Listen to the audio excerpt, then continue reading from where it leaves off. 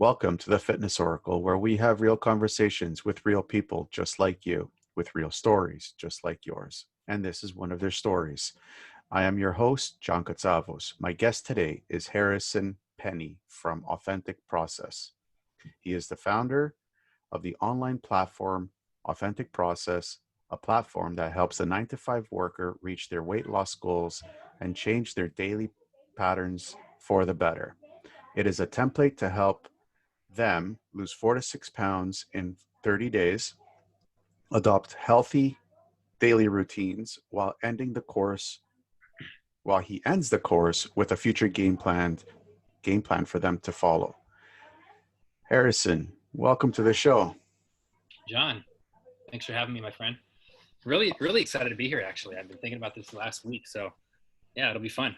I'm excited to have you on. So tell me, did you ever get a chance to read the book 12 Rules for Life?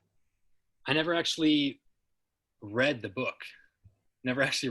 But my brother actually gave it to me for Christmas, and he told me about just a bunch of the sound bites and just all the wisdom in there. And actually hoping to crack it open pretty soon. It's kind of a thick book, but I'm someone that actually likes to read like 2, 3, or 4 books at a time. So it'll probably be the 5th one. Let's see. I'm actually Dr. Peterson's one of his fans. I love Dr. Peterson's wisdom. I think he's a gem of this world. Mm-hmm. Yeah, big time. So you were recently on another podcast, Inside Out Alignment with Mary Tapa. How did that go? Oh, it was good. It was fun. Yeah, Mary's great. I was actually in a business course with her. It probably ended like 2 weeks ago or so. And she was actually on my team with the business course because we broke up into 2 different teams. And she actually started her podcast. I think this is maybe like 7, 8, or 9 months ago.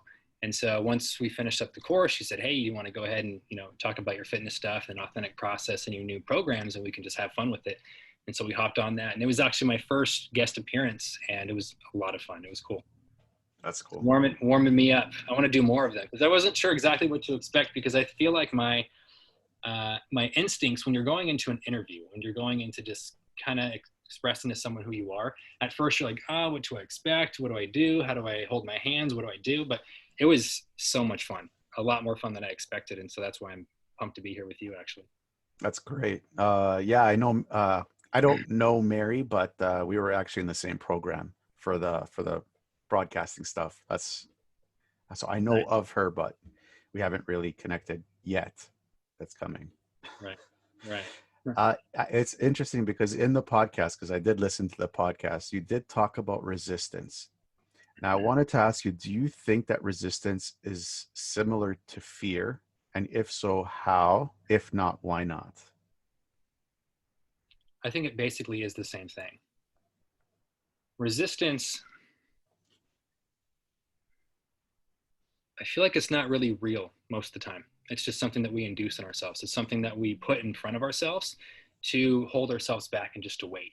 And so I think one of the points that I touched base on with Mary was identifying your resistance before you do something that you've never done before, or before you do something that you know is going to cause you to have some setbacks, cause you to have some fear.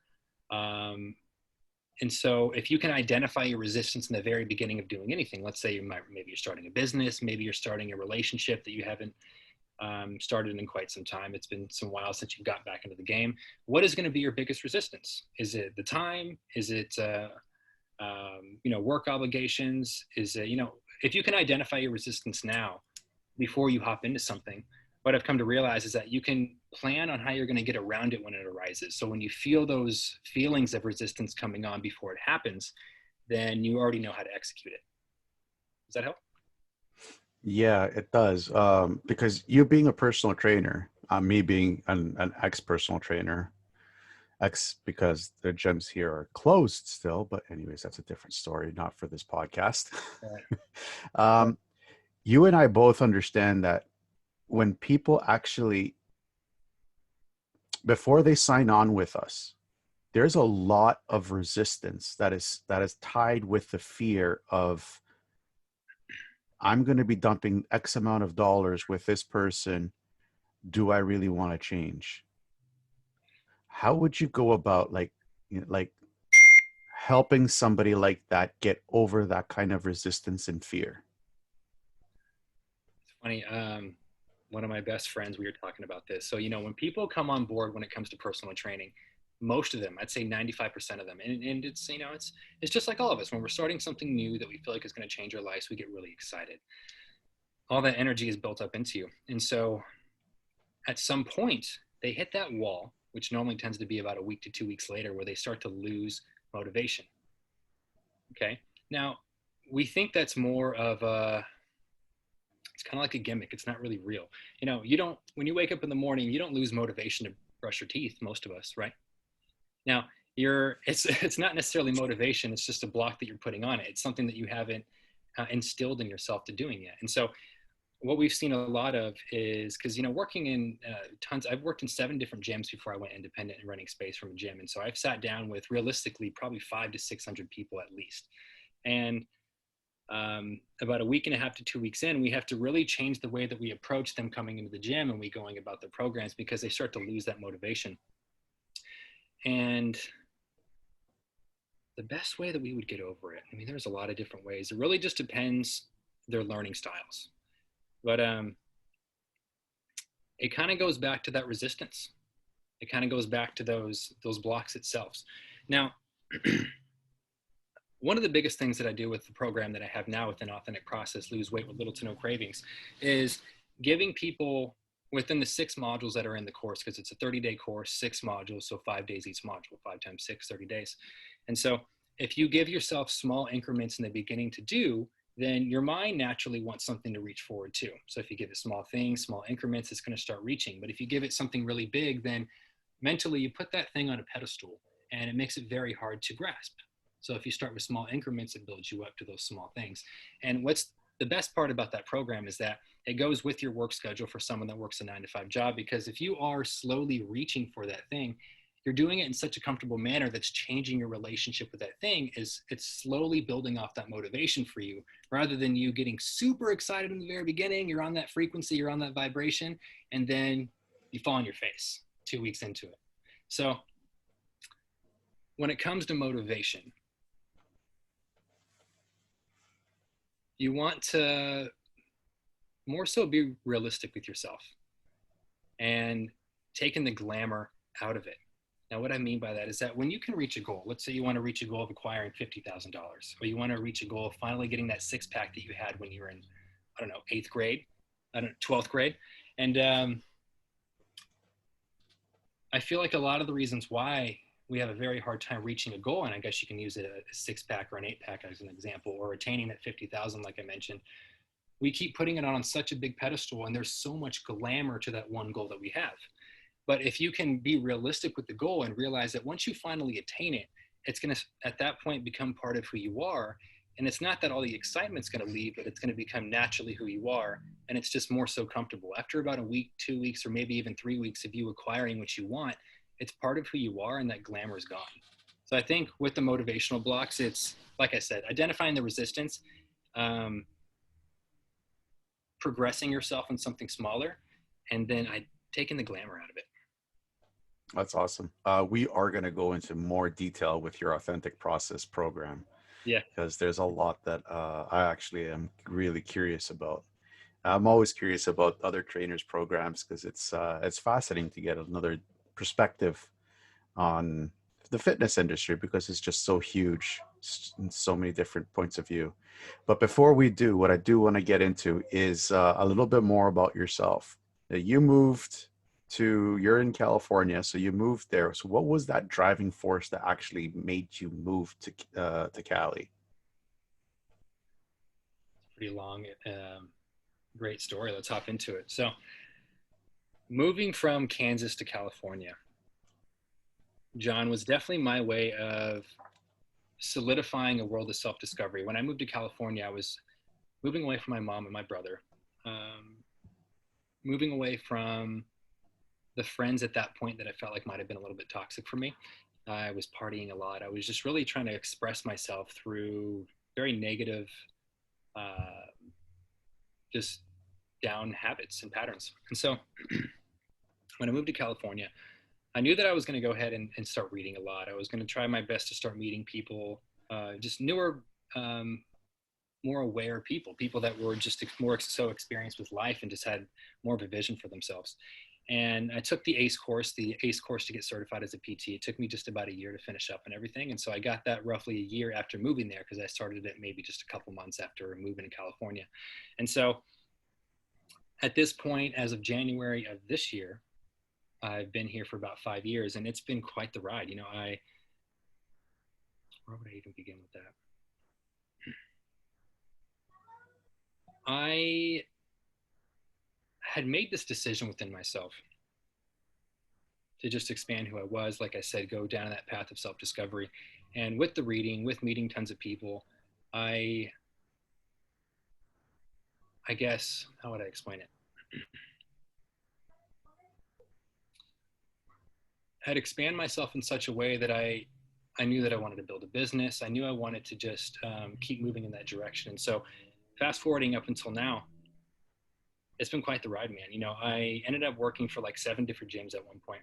And hopping around certain gyms, the reason why I had to work in so many different gyms is because when you're getting promoted within certain gyms, and at this point, I was no longer a personal trainer, I switched on to the management side. And so when you're on the management side, you have to switch gyms. And so I switched up to about 6 or 7 different gyms. And what was crazy is that this is probably about a year and a half to 2 years into me being at LA Fitness. There was this meeting that was occurring every Friday. So it was about 4 to 5 times a month.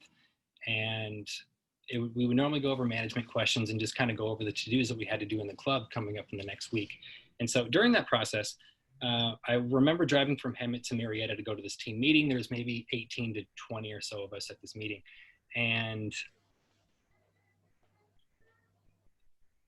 the vice president for the club at that point, we were sitting there for like 10, 15 minutes going over a handful of questions and just talking about what we were going to be doing coming into Monday and Tuesday. And she goes, "Hey, you know what? Let's go ahead and play flag football." And so this is just one of the many crazy experiences that I've had since being in California. And so we go play flag football at a park, maybe like a mile away from the club. And long story short, 10 to 15 minutes into us playing football, I landed on my heel wrong and tore my meniscus and ACL. And I've never really broken anything. I've never torn anything, and I've never gone through like a setback like that. And the only thing that was really running through my mind is what's going to happen with work. Am I going to be able to train people? Am I going to be able to do this? Am I going to be able to drive? Because it was on my right knee. And so at the time, I didn't quite realize that the ACL was torn or the meniscus. I just knew something was instinctively wrong. And so I ended up driving myself to the hospital that day. Myself, and this was on my driving leg. And so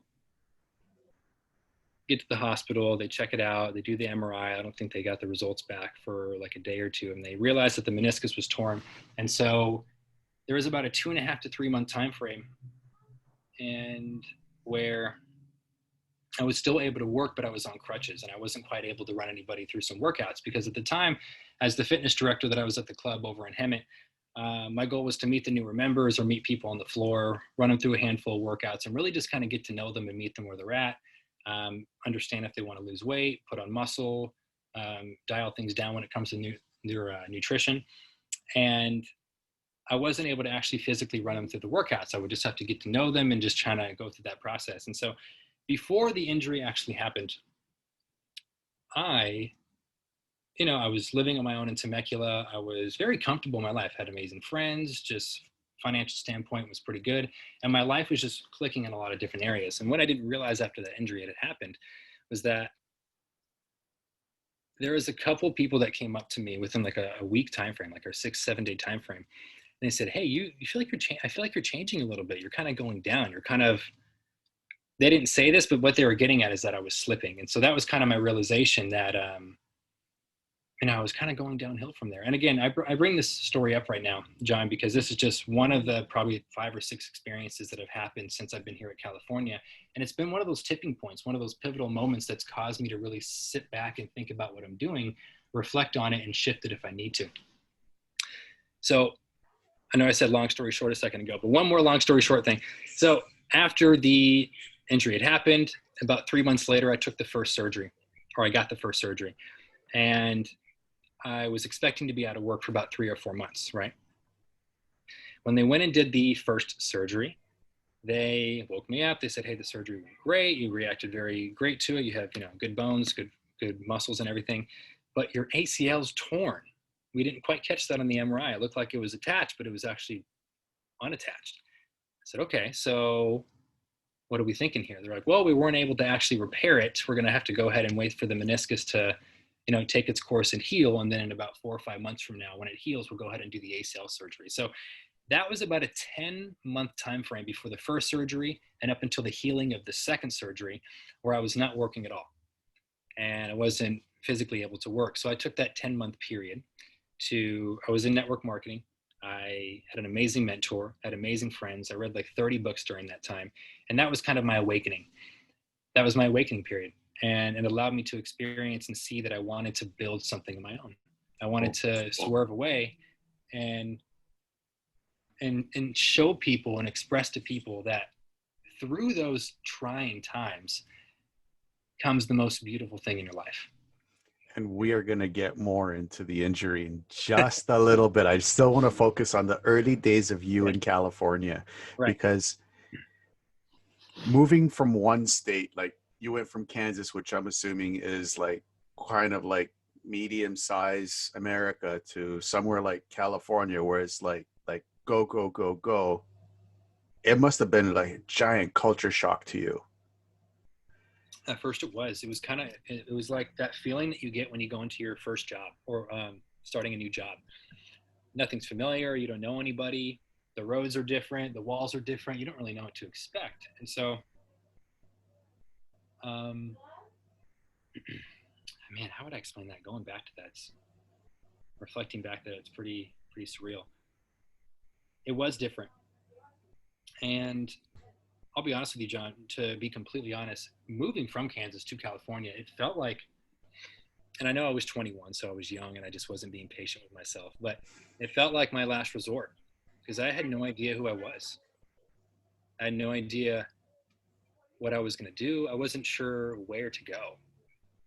I wasn't sure which first step to take. And so I realized the best part about that realization and reflecting back is that I had no plan going to California, but I just had this knowingness, this instinctiveness that if I just keep going in that direction of trying to find out what I want to do and find out more of who I am, it's going to work out. And so coming here, I ended up reading a lot of books, like I mentioned to you, meeting a lot of people. My dad and I didn't quite have the relationship back then that we have now because my mom and him, they separated when I was really young, so I would only get a chance to see him once a year, if that, sometimes. And so I also noticed that coming to California was my way of kind of healing those childlike wounds, which was something that I feel like was necessary for me to kind of get to the point that I'm at now. And if I didn't have that childlike wound healing, that shadow work, I guess, if you will, that subconscious exercise, then I probably wouldn't have been able to move forward in certain given areas of my life. And so, yeah, it was definitely new. Felt like I stepped into a new job, and things just kept raining down on me constantly.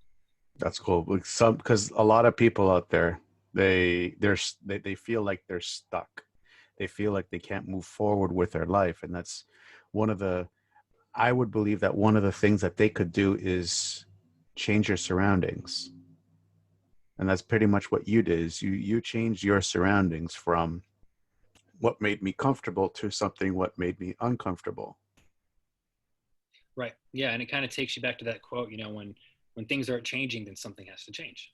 Simply put. And sometimes I don't know if this applies to literally everybody. Sometimes their circumstances are different, but I knew that I physically needed to make a big leap because not that I knew myself back then, but I felt like I knew myself enough to know what I needed to do to start moving forward.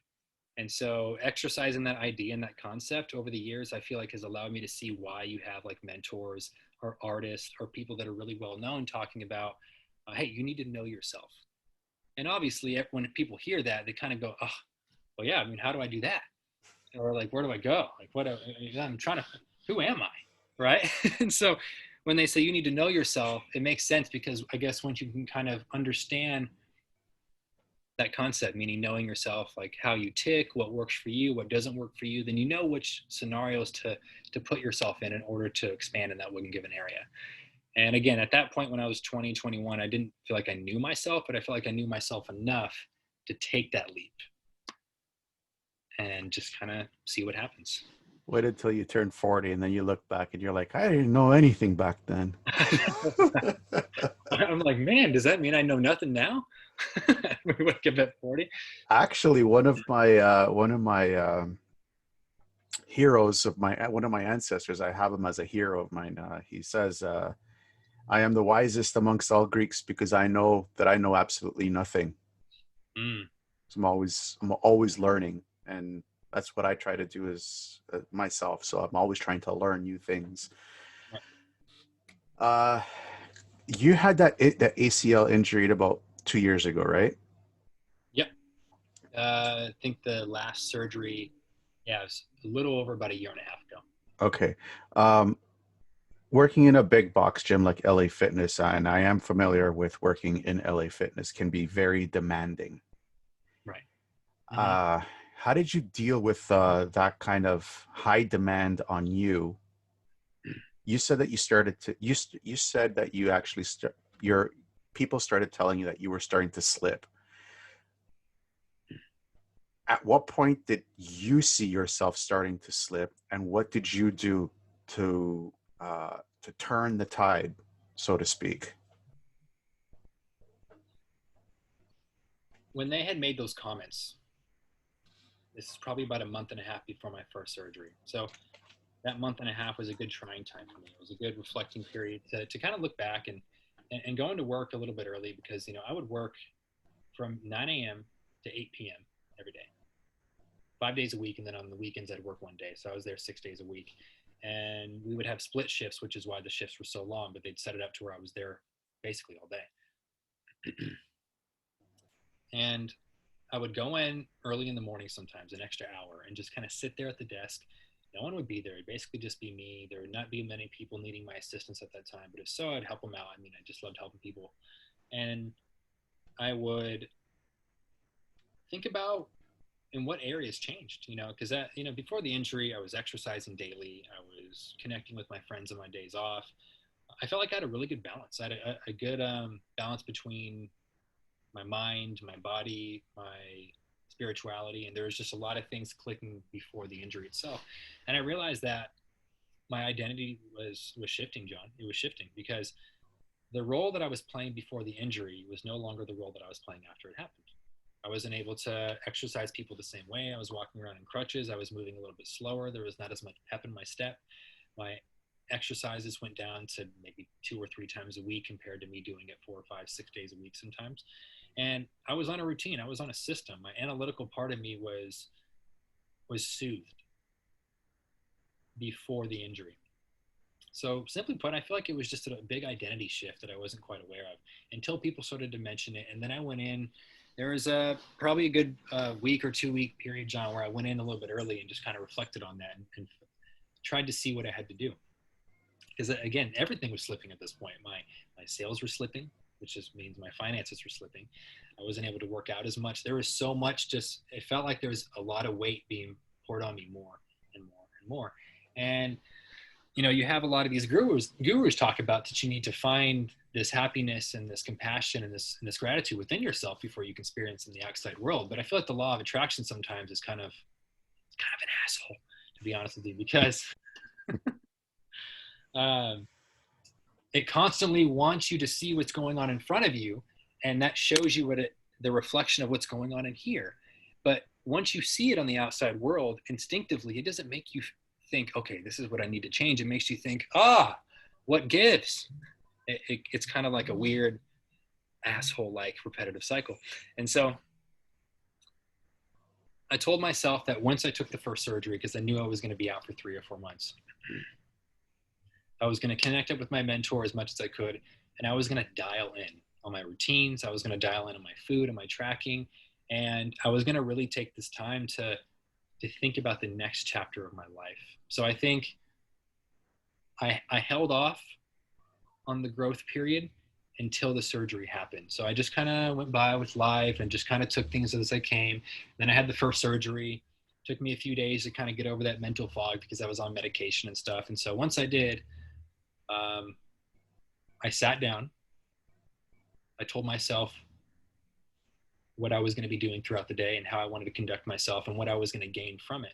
And it wasn't until about a 4 or 5 month period into that, halfway through me being off work, where I noticed a shift in me. I was a completely different person compared to when the first surgery happened up until that point. Mhm. And so I think it just came down to me making a decision and me having to go through such a big setback. And I mean, long story short, John, like the injury and the surgeries was the biggest blessing of my life so far. And so, yeah. That's awesome. Hmm. The problem is there's a lot of people out there that don't have that kind of blessing. Like for me, the blessing was standing on the bridge thinking about jumping. Yeah. Not as drastic as it's a little bit more drastic than going into surgery, but Yeah. and like you, I was stuck in a room, my bedroom at the time for just over a year, and that's what drove me to the bridge. But you were also, and I completely understand. I completely understand trying to look introspect inside of yourself. I was actually around your age when that happened. You're what, 26? Yeah. Yeah, I was around there when that happened, and trying to see, okay, where did it all go to shit for me? Right. So, Yeah. and that had to force me to create new patterns in my lifestyle, in my life, in how my routines. So you were off work for 19 months. Sorry, I think I said that to you wrong. It was about a little over 10 months. Okay, a little over 10 months. Yeah. My bad. My bad. No, you're Little good. a little over 10 months. So it's roughly about the same time frame with me. What kind of new patterns did you introduce into your life to crack you out of your old patterns, the old way of the old Harrison that was going down that downward spiral? Anything that was being put into my mind, I limited the negative people in my life. So I think to some extent, all of us kind of have those people in our lives that kind of weigh us down a little bit. But I believe that they're in our lives for a reason. I think if we realize the kind of impact that they have on us in a negative way, our maybe it's up to us to change who we are so we can help them. But anyway, limiting the amount of negative exposure that I got from people. I was putting myself into a system of reading 30 to 40 minutes at certain times in the morning, right as I woke up while I was having my coffee. And before starting anything, before having conversations, like it was just part of my system. I was reading. And then 30, 40 minutes before I went to bed, I was reading as well. I wanted to make sure that I was reading certain books too that went with what I was wanting to do in my life. So, and I think naturally we all kind of do that. But meditation books, subconscious books, and ways to really instill just a newer way of being for ourselves. I was meditating as well, and that was always in the morning before the reading. I was on an exercise regimen and I was tracking my food as well. And I think one of the biggest ones, John, was I was networking at the time. So I would have 5 to 6 conversations with people that I didn't know a day. I'd go out to bookstores, I'd go out to malls or dealerships or um, sometimes gyms to kind of get some exposure and meet some people. And so many doors open up for you when you just go up to someone and start a conversation. And that was never me. I think with being at LA Fitness and working in gyms, I had to do it for the job, but I only did it for the job. And then slowly I got into a pattern of somewhat enjoying the people that I was talking to. But before that, I was more so of an introvert and just kind of kept to myself. So those simple routines with having a plan, I had this idea of how I wanted to see myself towards the end of me healing from the second surgery and going back to work. I had this idea of me, this calm confidence, this assertiveness in me that wasn't overly direct, but it was just the right amount of directness. I had this savviness, this brightness I had this idea of how I wanted to be. But at the same time, I wasn't so attached to it. I was very okay with becoming someone different if it was going to be better than that version that I held in my mind. So I think really just not having to work, um, not having to bust myself for a company and for someone else's vision, and having a plan for myself, and realizing that it was me inducing all that on myself was such a comfortable feeling. It was very good for my spirituality. It was good for my mental state. And once I got into a cycle of that over a good period of time, John, that's where it just clicked in my head. I was like, you know what, I need to fruition these business ideas. I need to do it. My creativity expanded. When you can soothe the intellectual part of you by putting yourself into a structure and a system and putting yourself in good progressive routines, then the right side of your brain soothes a little bit as well. And you start to become more intuitive, more creative, and that other side of you that normally isn't exercised as much nowadays in the society, it comes out. And I feel like once you kind of hit that point to where it comes out long enough, you don't want to go back, and you almost make that decision you're not going back. Yeah, totally. So, So it really does sound like you had this kind of like affirmation of yourself, and you attached it with emotions of how you would experience yourself in the future. Now, this is not the first time that I've heard about it actually this week, because me myself, if you give me a set of affirmations, I will say it for 3 days and then never say them again, yep. because it feels so empty. It's Excuse me. no, that's fine.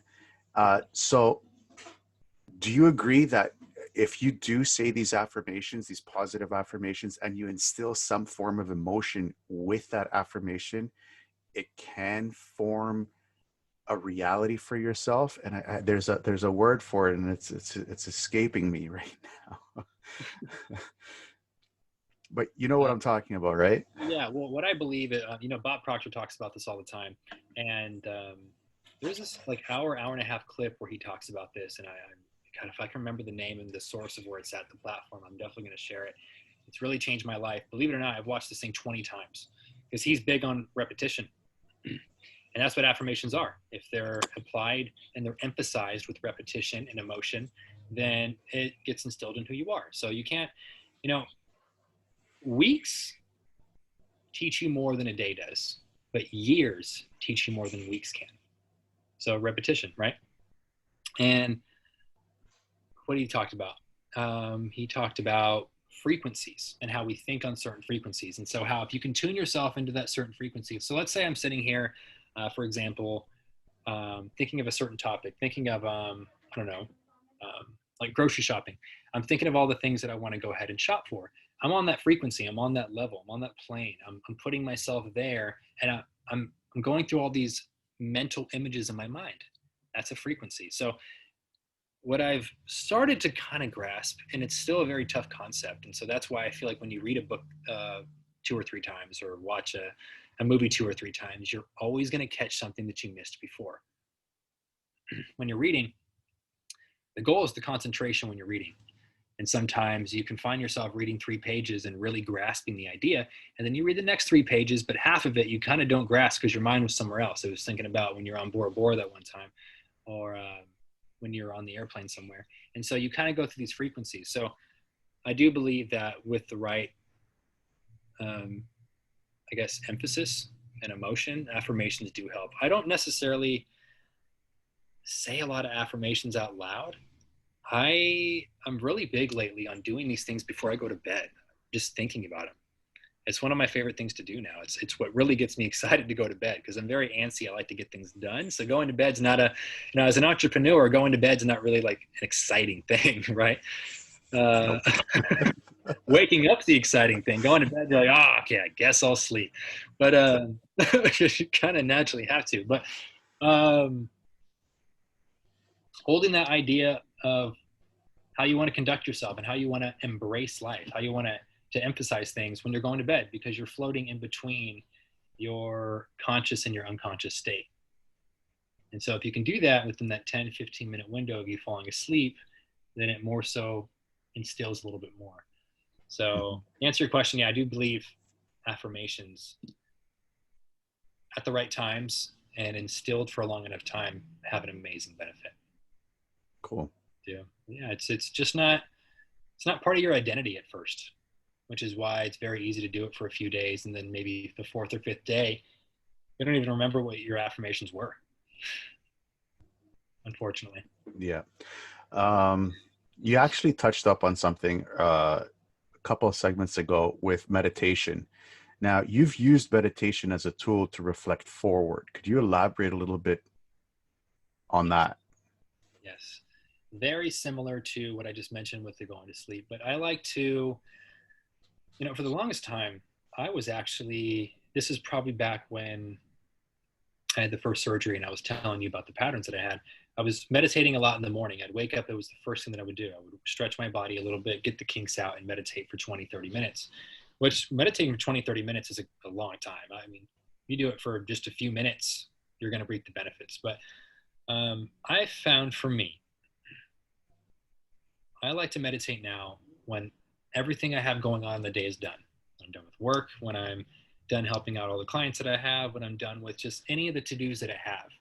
I release all that. It's all in the past completely. I sit down on my bed, I sit down on my meditation pillow, and I meditate. And the biggest thing that I've been doing a lot of, because when I first started meditating, I was doing dozens of different meditations and seeing what worked for me.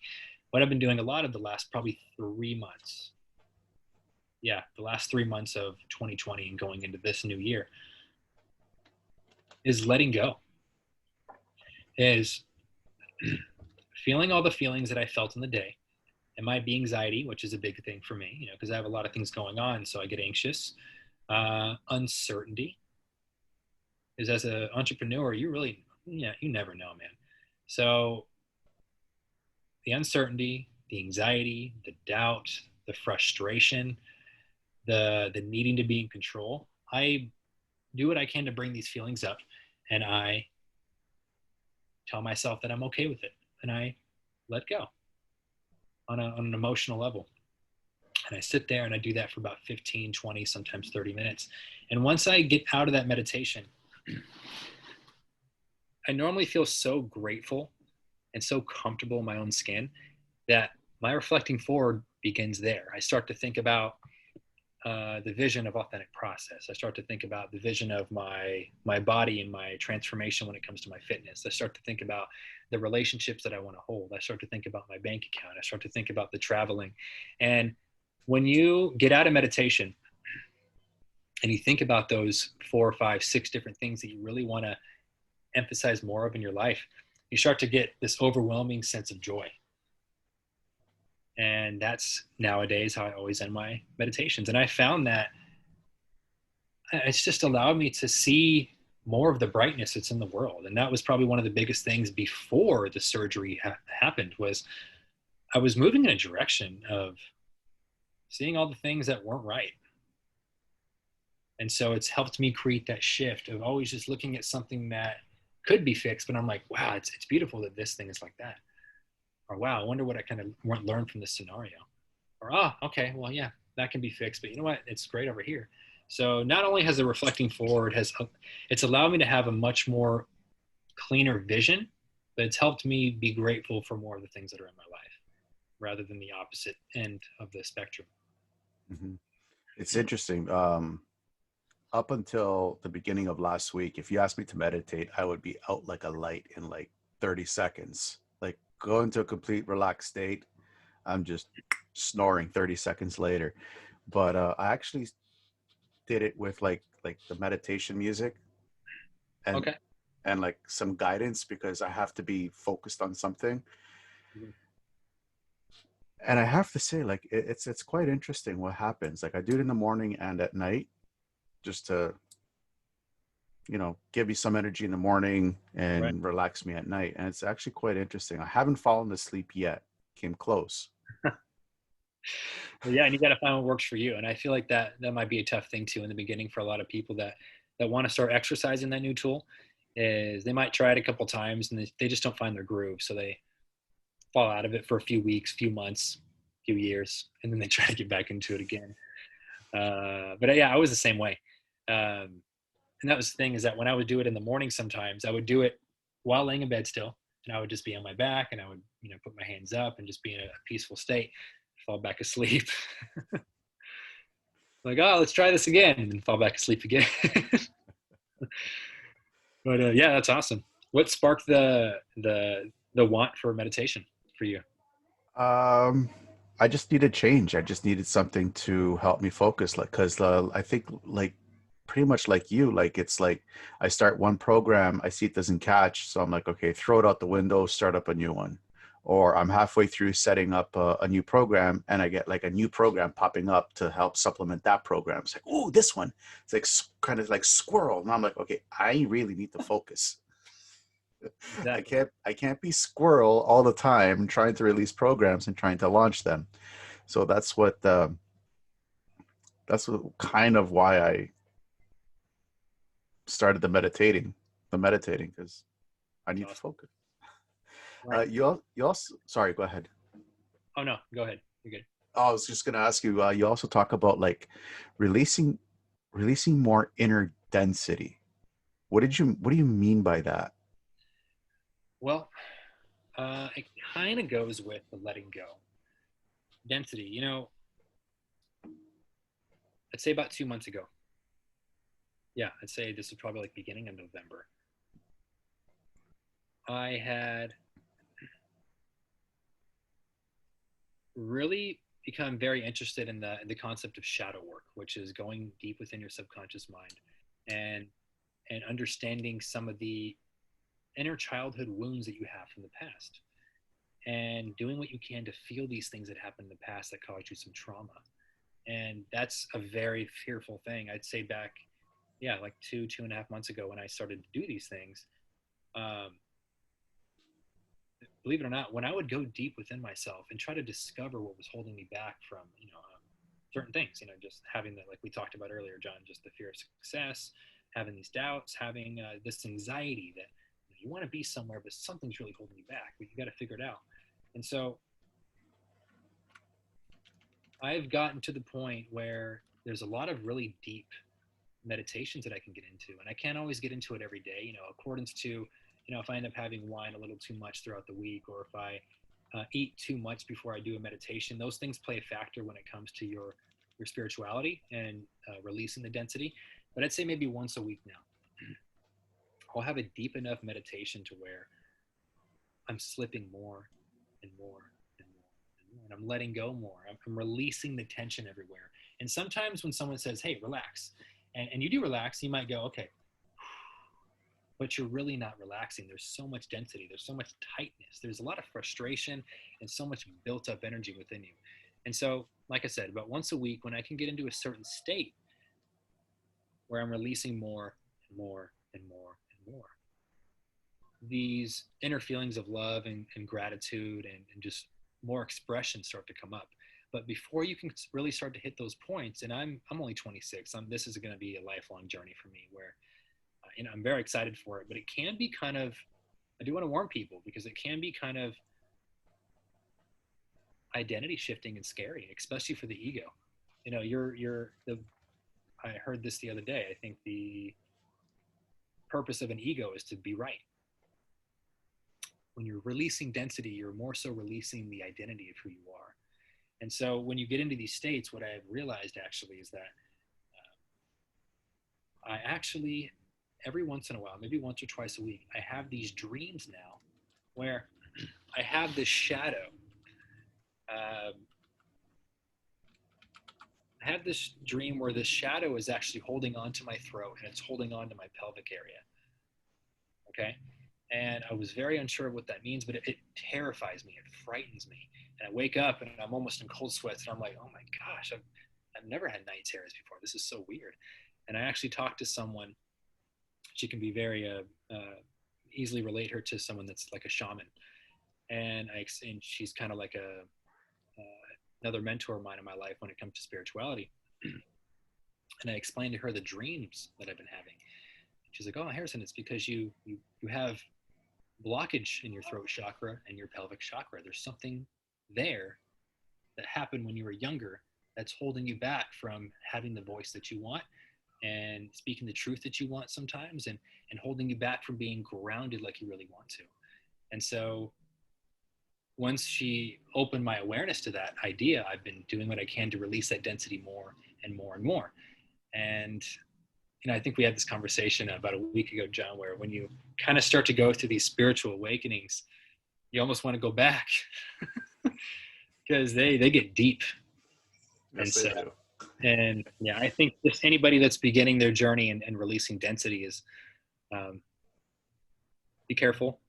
Maybe have someone there with you, to not necessarily with you, but someone to talk to about it, because it's quite the journey, and journeys aren't always rainbows and green grass. It's often dark and scary It where, can be. where monsters lie. Yeah. You actually made a few points that I want to actually touch up on. One of the fears that actually holds, I can easily say 80% of the population in this world, is the fear of success. We talked about this before we started, so I want you to talk a little bit more, because you actually had some really great insight with that. Fear of success. Remind me again, what were some of the comments that I made on that? Because I have a lot of I have a lot of opinions on fear of success. You were talking about sometimes, like when we start to grow as a person, like grow our businesses, grow as a person, we have a tendency of blocking people out. That we're more like I am the center of this universe. I am the center of my universe. I need to do everything myself. Right. And you had some really good insight on that. Well, yeah. And I'd say the last year and a half or so, I've been really exercising this concept and really trying to tap into it, because when you fear of success, you might be starting to slowly move in the direction of your goals, your dreams, and things that you want to attain in your life. But there's always one or two or three things I feel like naturally all of us hold back on, that can really be that stepping stone, really be that projectile thing that takes us to the next level. But we're always kind of held back because of the fear of success. So for me, I would consider myself a little bit more of an introvert. I do enjoy people. I love great conversations with guys like John here. And it's just part of who I am. It's part of my identity now, but before it wasn't. And so I would always kind of shut myself off to introducing more people into my business that could have really helped me out. And so now I think one of the biggest things is that, for an example, when it comes to fear of success, you might be holding yourself back of doing that podcast episode, or doing that that one movement with someone that can really move you forward, because you're thinking to yourself, okay, if I involve myself with that person, it makes it real. People are gonna, people are gonna be depending on me. There's gonna be a lot of obligations that I'm gonna have to do if I bring more people on board. So that's just one example of fear of success, is that when you move into that one thing that you know that you have to do, it's the fear of, oh my God, is this gonna go? It's not the fear of, am I gonna fail? It's the fear of, oh my God, am I gonna succeed? What's gonna happen at that point? And one of the business courses that I took, I finished up about 2-3 weeks ago. We had to do these webinars, for example, and I had to speak in front of a lot of people, and I had to go through a sales process, and I had to do something that I have never done before. And I loved everybody on the course. It was such an amazing thing. And I'd say there was 52, 53 of us that started the course. There was only about 20 of us that ended the course. And most of them fell off when it came to that fear of success, when it came to realizing that it was really real. And so, yeah, there's just one good example of it. And to some extent, I think we're always going to kind of deal with it a little bit. And so I think it kind of goes back to identifying that resistance and doing what you can to plan for it ahead of time. Mm-hmm. That's awesome. I just usually just go head first and just say, okay, whatever happens, happens. That's a good way too. Yeah. Just do the darn thing, right? They actually called me a bull in a china shop. Yes. when I did that program. Yeah, I know which program you're talking about. Another thing that you actually talked about was releasing. Now, this is a concept that I'm actually having trouble with myself personally, is bringing up all this crap that's happened to me throughout the day and just allowing it to go. We have a tendency I've seen with a lot of people is that we love holding on to stuff. Right. The What would attachments. how would you help somebody like that to help release, their stuff, or maybe one thing? Taking the glamour out of it. Taking the glamour out of it. And that, when we're attached to things, it's part of who we are. It's part of our identity. And so I think one of the biggest things for me, and I'm still working on this big time, and I'm still trying to find what works for me. And that's the beautiful thing about life, John. I think, releasing and seeing what works for us is the important thing. There's some roads, there's some journeys that we have to take alone. But I think another really good way to start unattaching yourself from certain things is exercising the idea of what's the worst thing that can happen if you don't have that thing. Meditating on it. It's kind of like the idea of meditating on death. If you can meditate on death and realize the worst that can happen from it, it's a natural thing that we all go through. In reality, it's a beautiful thing. And so I think we're kind of dying naturally. The old us are constantly fading away, and we're becoming a new constantly. So it's a beautiful thing. So I think if you can do your best to take the glamour out of what you're attached to, and then seeing what's the worst that can happen if you do lose that thing. If we're attached to something, we're wanting it. We're needing it. We're identifying as that person. So if you can meditate on the idea, in my belief, of taking that attachment to one thing that you have, let's say it's a job, let's say that you don't want to lose it, you're super attached to it, you love the money, there's a lot of things that you are super attached to with the job. Start exercising the idea frequently of all the worst possible things that can happen in one given area with that attachment, right? And feel it and being okay with it. It kind of goes back to this book that I'm reading, one of the 4 books that I'm reading, by David Hawkins. It's called Letting Go. And his concept, this is actually on my Instagram, at Harrison_Penney, last name Penney. It's one of the videos. It's titled Letting Go, or How to Let Go. For example, when you're feeling depressed or frustrated, or you're feeling an identity shift, or you're feeling very anxious for the day, anything that's going on, rather than suppressing or repressing it, you want to, a lot of us like to suffocate what we're feeling. So if someone comes up to us and saying, hey, how are you today? If you're not really that great, normally 99% of the time you're going to go, oh, I'm good. Or I'm fine. You're not fine. Shut up. Go away. I mean, to a social standard, we need to kind of in some way conduct ourselves in some way, or you're going to walk around mopey and just very unhappy. But you know what I mean? It's very easy nowadays to see when someone's down. But anyway, when you're feeling these things, when you're feeling frustrated or sadness or anger, don't suppress or don't repress it. Don't suffocate it. You have to feel these things and allow your body to feel it, because it starts to play its course. So that goes with the attachment. If you can see what you're attached to, start feeling all the feelings of all the possible wrong things that can happen, and being okay with it, then naturally it starts to upbring, and you start to let go of that thing that you're attached to. And so that's my idea and concept of it. Again, I'm still exercising it a bunch, but that's, to this point in my life, been close to one of the most profound things for me when it comes to being attached to something. It's interesting that you said that, because years back, I really started to follow my religion, which is Greek Orthodox, and we have a couple monasteries all over the U.S. And one of my friends actually went to the one in New York, and she asked one of the monks there, "Father, how are you doing?" And he just stormed right up, "Terrible!" And he just walked right by, and she's like, "Okay." So I found that quite funny. So like you said, like when people would ask me if at work, because I was working at LA Fitness at that time, Oh, and okay. they would ask me, "Hi, John, how you feeling?" I would just tell them, "Terrible." We're like, I love it. "Okay." We would have been friends. I was like, you know what, I like this guy. Because everybody else would have been like, okay, well, John's feeling terrible today. No one talked to John today. But I would say it with a smile because I'm like, how are you feeling? Terrible. And you would say it with a smile, John, because you're being honest with yourself. Yeah.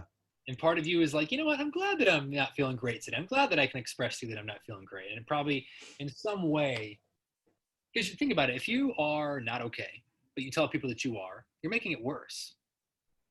So that's why it's another important thing to have someone that you can go to and say, hey, today sucks. What about you? Yeah. Because technically you're lying to yourself. Yep. Yep. And what's that going to do to your subconscious mind? Over a Exactly. repetitive cycle of time. Exactly. So we're going to shift gears here a little bit, and we're going to start talking about the authentic process because I think it's a great program that you got going. Mhm. Uh, you've got a 3-part video series uh, on this. Can you explain a little bit, not the whole thing? Don't give the whole thing away. I want people to subscribe, and all the links will be with the show notes to this podcast wherever you're either listening or watching this podcast. So can you go through just a brief overview of what people can expect when they sign up? Definitely. Yeah. Thanks for letting me touch base on that. So the 3-part video series, John's actually going to be shifting gears pretty soon. And so when people go to my website, Authentic Process website, and they subscribe, the goal with that is to be giving people weekly cutting edge insight. It's going to be your go-to place when it comes to conducting yourself with your healthy patterns and your healthy routines. So weekly, 1 to 2 times a week, you're going to be getting a bunch of insight of just all the latest insight when it comes to losing weight with little to no cravings, when it comes to conducting yourself at work, and when it comes to just making life easier. And that, especially working with LA Fitness or just any gym in general, um, I had realized had been one of the toughest things for most people and myself. You know, sitting down with 500, 600 people, you start to realize a pattern. And the biggest one is time. And I was someone that worked at a gym, but I found it hard to actually work out sometimes. Can you agree? Oh yeah, absolutely. Absolutely. Helping people take more control of their life with their patterns and their routines. And so, right now, the 3-part video series touches base on your biochemistry and how it manipulates your confidence, your anxiety, your mental focus, your energy, things like that. So, your biochemistry, an example of that is the food and the sources that you put into your body. And so, a little discovery that I made about a year or so ago. I had slowly been realizing this. You know, obviously, if you live a healthy life, if you exercise and you conduct yourself in a healthy manner, you're going to feel better naturally. Your body's going to be happy with what you're doing. It's going to feel gratified. You're just going to be walking through life with a different pep in your step. But what I didn't realize about a year ago, maybe a little over a year ago, is that some of the things that I was eating, chicken, eggs, that wasn't good for my body type. I took this food sensitivity test not too long ago, and it showed me that the 2 main things that reacted very high for me in a very negative way were almonds and eggs. And I ate almonds and eggs every day. It messed with my sleep. It messed with my energy. It made me anxious. And so when I cut these certain foods out, just a whole new part of me just was able to sprout. I was just more myself. And so right now, the 3-part video series touches base on your biochemistry, um, the the positive repercussions that it can have on your body if you adjust it to your body type. And then there's also a memory tool in there that I show in there that I've been using for a mentor gave me about a year and a half ago. And then a cycle in there on how to reduce cravings when it comes to losing weight. And a neuro programming tool is going to be the last video on how to overcome certain setbacks. And there's just a lot of them for all of us, in certain given areas. So that tool is kind of a meditation brain hack to help you get through certain setbacks. And so that's what the 3-part video series touches base on. Okay, cool. Um, Now, I have my own tools when I use with my clients for cutting their cravings, and it's usually with ball peen hammer to their life. It's normally what? A ball peen hammer, Ball peen a hammer. giant hammer. Okay. Just remove everything. Gotcha. They don't like me for it, but when they go back to their old stuff, they don't really like the old stuff that they liked. They thought they liked. Now, what's one thing that you would actually use to help reduce cravings in a person? One very simple basic tool is intermittent fasting. And it might sound like it goes against it because you're not eating. But if you're fasting, for example, the first 4 to 5 hours after waking up in the morning, you're not starting your metabolism. You're not. So if you get your metabolism going too early in the day, it spikes cravings because it's going. If you, let's say you're someone that works a 9 to 5 job and you wake up at 6:30 and you have your coffee, you have your breakfast, you started your metabolism, your engine's going. So it's going to spike cravings around the times normally where you don't want the cravings to be. Intermittent fasting can be one, and then carbs high in fiber. Carbs high in fiber, and then about 15 to 20 grams of protein when you break your fast. That really suppresses the appetite, helps with your energy, helps with your sleeping patterns, helps flush you out the next day. There's just a lot of positive, healthy repercussions from just those two tools alone, just the intermittent fasting and then carbs high in fiber. Would you recommend people doing intermittent fasting every day? Every day. I really do. I think, how would I, I've been doing it just about every day for 2 years. And I feel freaking fantastic. There's a lot of amazing benefits. I really do. Because when you're fasting, you're lowering inflammation, you're lowering body fat percentage, it's a much cleaner burning fuel source. You're not starting your metabolism. There's just a lot of positive repercussions. And so I would highly recommend that if you do have any health issues, or if you are pregnant, or you have second thoughts, maybe check with your closest functional doctor first before you go full board and doing it every single day. But for the average person, I would. Damn it. You said, damn I it. said, damn it. I love a nice Maybe, breakfast. maybe start with, I'm with you, man. But No, maybe, I do. at the first, maybe just like 5 days a week to start. And then at some point, it just becomes part of who you are. You just love to do it. You love how it makes you feel. And I think that is one of the biggest things for all of us. That's why so many of us would acquire all these things, because we think if we acquire things, we're going to feel a certain way. Yeah. But Well, I do intermittent fasting. But I only do like 2 days a week. I find that works for me because I'm not going to give up my bacon and eggs. Not going to do it. man, I hate to break it to you. I hate to break it to you. So to really reap most of the benefits from intermittent fasting takes about 5 days in a row. Unfortunately, you are going to still benefit from 2 days. You're going to take away your bloatedness, flush your body out. Your energy is going to be good. But to hit that much cleaner burning fuel source and to really start shredding while sustaining muscle and building off the muscle takes about 5 days. Mhm. Well, we have a very strict fast that's coming up as Greek Orthodox. Before Easter, we fast for 50 days. But we basically become vegans for 50 days. No, we're not allowed to eat anything that's alive except for plants. Interesting. Okay. I'm curious. So you've done this before. Oh yeah. Oh yeah. Twice. The two, no, like 5, 6 times I've done it in my life. I'm actually going to do it this year. Okay. And so how is that for you? How Uh, do you feel? Like what's the way of being? in the beginning, it's a little bit hard. I'd say maybe the first 3 days, it's a little bit hard because you're always craving red meat. You're craving some kind of like meat. More But umph. yeah, but after that, it's like, yeah, okay, whatever. It's no big deal. Yeah. Like we're not even allowed to drink protein shakes that have whey protein because comes from a cow. Oh, so no collagen either? We can take the capsules. We can take supplements, but it has to be everything has to be everything not from not an animal. Oh, okay. Man, that'd be tough for me, man. It'd be very tough.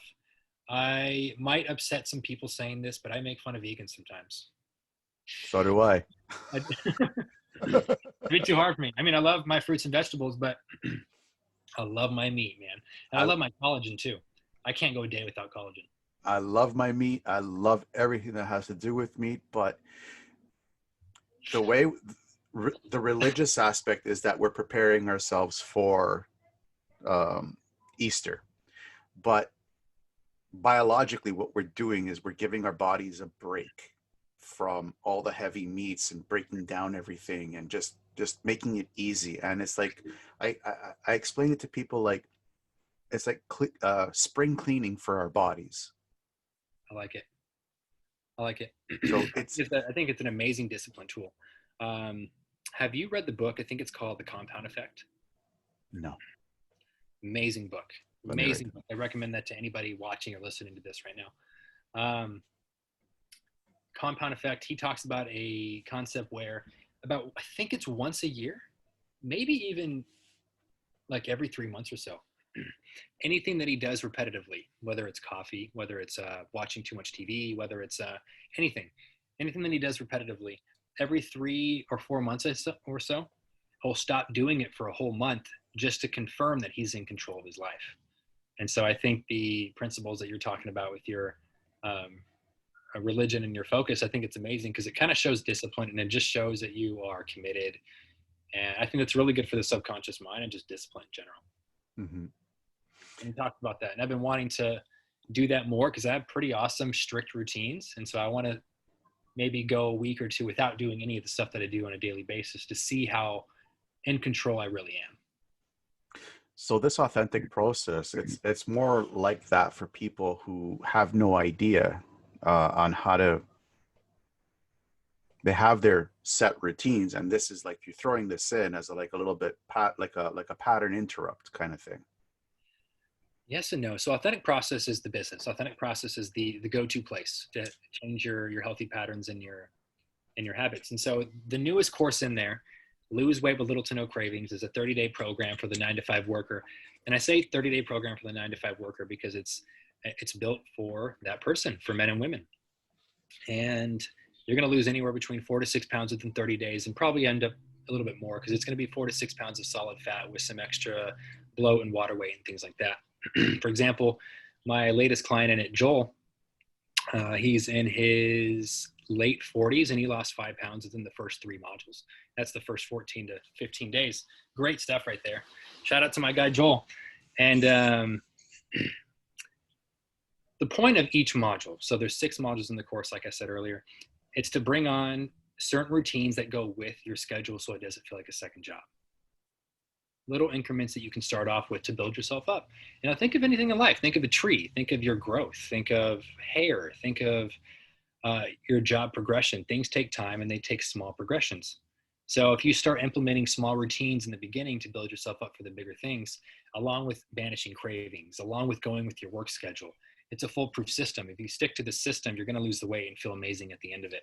And the best part about the program is that you're not going to have to lift one weight. The movement guidelines in there are very minimal.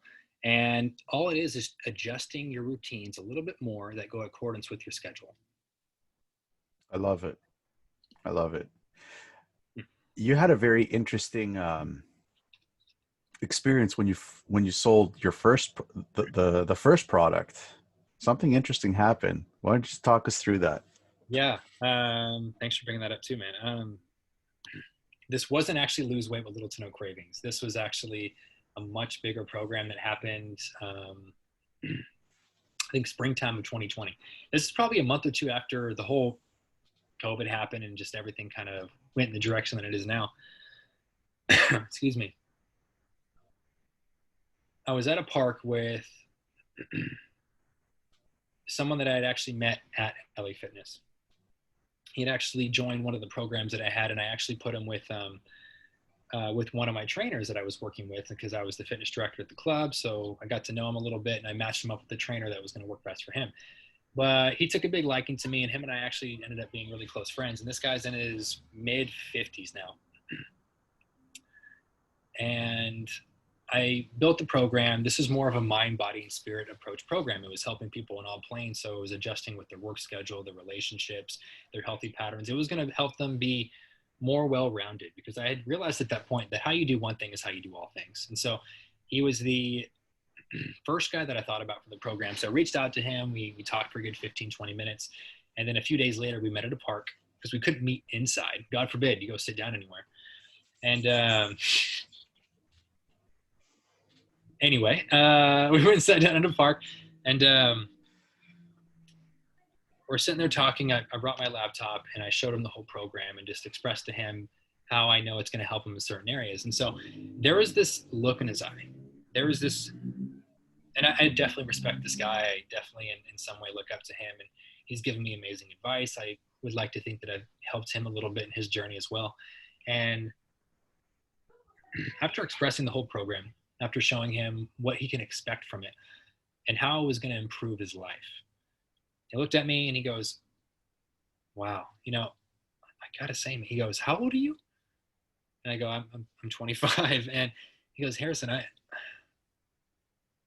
got to take this time, man, to really say thank you. Like I've never met someone your age that has put something like this together, and you've actually come to me to try to improve my life. Like you are going to do amazing things, and I don't even think you've realized this yet." And the way he said it, the conviction behind his words, the way he showed that love to me, it opened something up in me. I remember looking around and seeing the trees and seeing the grass and smelling the air when he said that. And it was one of those pivotal moments, that tipping point in my life where I made that decision that I'm going all in. I'm going all in. I'm going to do what I can to change as many lives as I possibly can. And it makes me a little bit emotional thinking about it because it was that moment. It was almost uncomfortable only because it shifted my belief system. And during that shift, it was a little bit uncomfortable. And after a few minutes of letting it sink in, I'm like, wow, okay, this is real. This is real. I have to do this. And so, yeah, thanks for bringing that up. And it was a pivotal moment in my life. And I can't wait to touch more people with my business, my programs, and just what I have to offer. That's awesome. Are you going to make this program available to other people? This bigger one that I mentioned to you, Yeah. it's coming. Yeah, Good. it's going to be the first coaching program with an authentic process. Very good. Very So good. lose weight with little to no cravings. The course that's in there now, you can actually go ahead and purchase that. It's a $99 product, which actually is on sale for $27 up until the 1st of February of 2021. And then coming soon, there's going to be other DIY programs. And so Lose Weight with Little to No Cravings is a do-it-yourself program. But if you ever have any questions, comments, concerns, you can always reach me at my email. And you're going to be able to get all that information once you get the course. But yeah. Awesome. I can't wait to see what you're going to pull out. Like, I'm excited. I think he's right. I think he's right. There's something special that's coming. I can feel it. I can honestly feel it right here. You're gonna pull out some amazing stuff. I mean, you're 26 years old and you are talking like you're in your 40s. I'll be honest with you. And there is something special there. So keep going, keep pushing. Um, we're going to be ending it off soon. I'm going to be asking you about 6 or 7 questions just to get your insight on it. And you have some great insight, and I can't wait to hear your answers.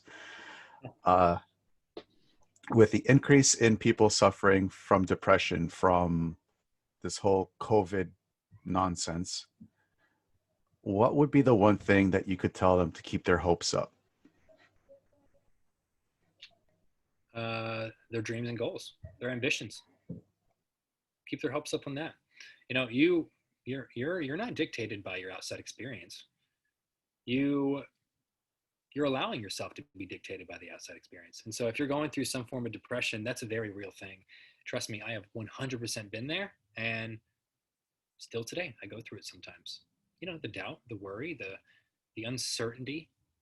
And I think if you can continuously remind yourself to think of the opposite spectrum, the beauty of it all, then a lot of amazing things can happen. But this also goes with a tool that I want a little quick 30-40 second exercise. You want to do it with me? Okay. Let's do it. Okay. Now, a mentor gave this to me a good year ago. Now go ahead and take out your hand. Just like this. Go ahead and look at your hand. Okay. You get to see the details of it. You got it all.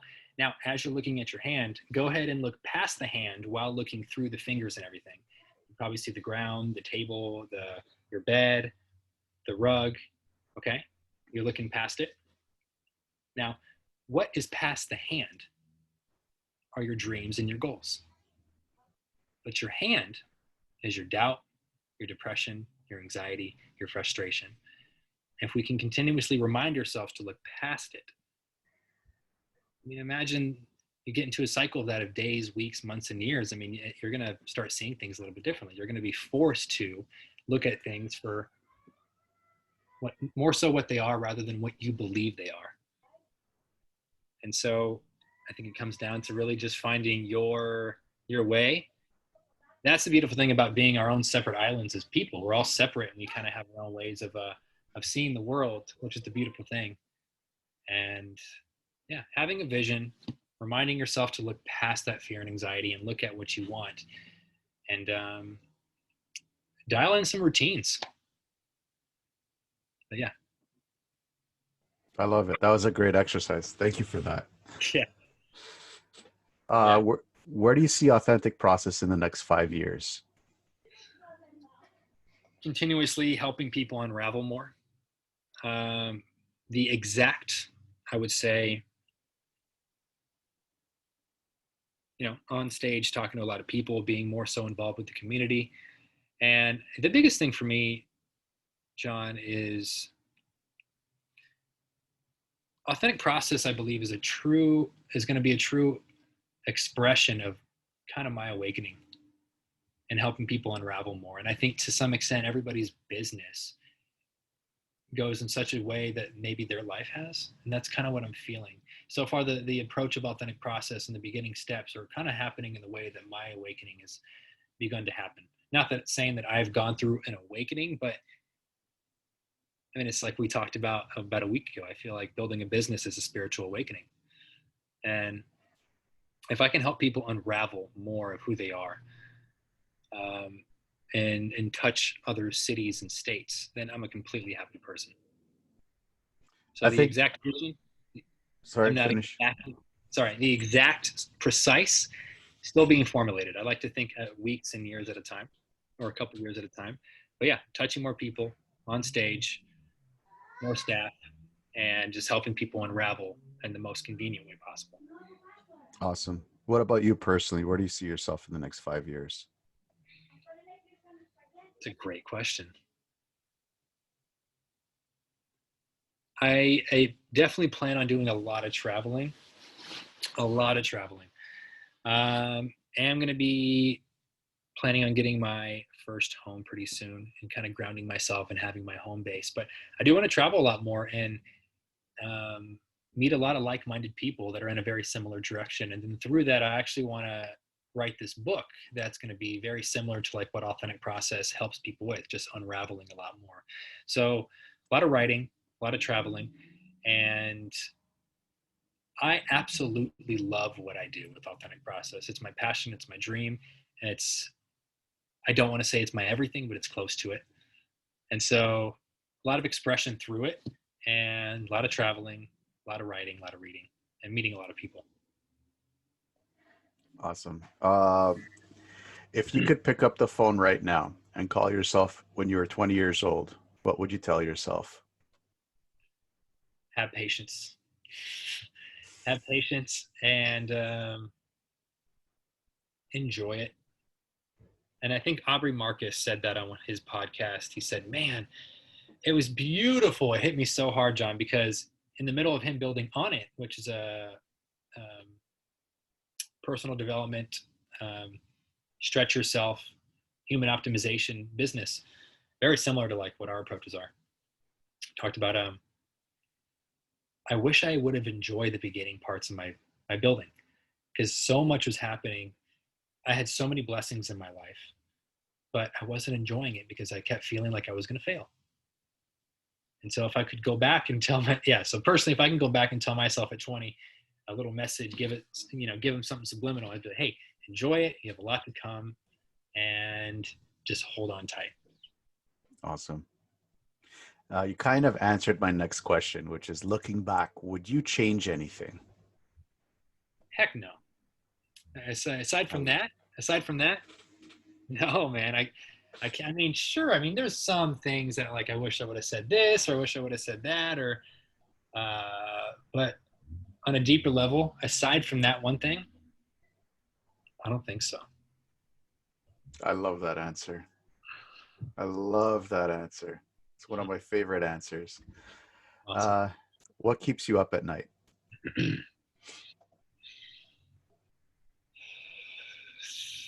Thinking about my clients, thinking about what needs to be done, thinking about the next step. Um, you know, it's funny because I think I read this in the Compound Effect, but I feel like it was a read maybe a year before that. So maybe about a year and a half to 2 years ago. I was reading one of my 3 or 4 books that I was reading at a time, obviously, and I talk about how when a lot of people end up having their goals they want to acquire, and they go through a process to reach that goal. But when you go through a process to reach a certain goal, you always end up being someone different than you expected when you reach the goal, and you've instilled that part of you into your being, so it makes it hard for you to actually enjoy the goal that you have. So if you, for example, want to reach a goal of being so financially independent that you can travel the rest of your life, by the time you reach that goal, you've probably done it in such a way that's instilled a work habit in you that is not going to be breakable, right? And so I don't know, I've instilled this part of me that just keeps wanting to reach and reach and reach. So I think just attaining more and helping my clients and then my business is definitely what keeps me up. Cool. So like reaching the peak of the mountain and all you can see is the next mountain. Exactly. There's never a peak. Yeah. It's infinite. I know that feeling. Where can people find more about you? My Instagram, big time. You're going to be able to find my website, all my links from there, and that's where a lot of my exposure is. So that's going to be at Harrison_Penney, HARRISON _Penny, PENNEY. Okay. And we will post all your links with the show notes again, so people can find, so it's easy access for people to find you and get in contact with you. Any final thoughts? I actually posted this on my Instagram. I've never really been much for New Year's resolutions. I like to set goals. Okay, what you measured gets reached. If you don't measure it, then probably not going to get Yep. there. Yeah. I'm the same. I hate New Year's resolutions. Uh-huh. I think when I was young, like 9 or 10, I always hated them back then too. And then as I got older, I'm like, hey, I can think for myself. So screw resolutions, right? Well, Harrison, I said this before. You are a remarkable young man. You have a very bright future. I'm honored that you said yes, and so we could have this amazing conversation. Keep pushing. I'm just, I'm actually blown away by how mature you actually really are at such a young age, and it's actually a very big blessing. So I appreciate you for all that you're doing. It really does, like, guys in their 40s and older, we see that and we're like, at least we know that the world is in good hands. So thank you. Yeah. Thanks, John. Appreciate those words. Going through hard times is just a test. What you need to know is that when you get out of whatever you're going through, you will be stronger than ever before, and you don't need to go through it alone. Always know that you are not alone. Stay tuned for more real people with amazing stories that are just like yours. Until then, to everyone out there listening, I wish you a good morning, good afternoon, or a good night wherever you may be in this crazy world.